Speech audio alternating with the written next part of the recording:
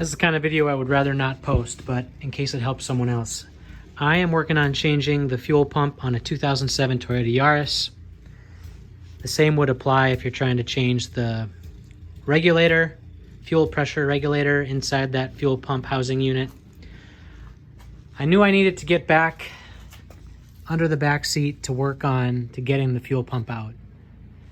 The mistake, huge mistake I made was thinking that I needed to go to the back, to the hatch here, and I thought I needed to remove the whole back seat.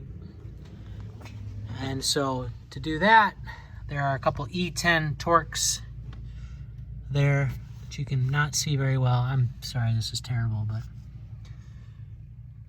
well, needless to say, those strip pretty quick. That one did, and I spent an hour and a half, all kinds of tools to try to get that out. And then embarrassingly, I realized I could just remove the back seat cover. So to remove the back seat cover, it's a little finicky, but it's not hard. There are these white clips, and I partly kind of broke that one. You can see right there, I broke that. But you can just use a small flat screwdriver.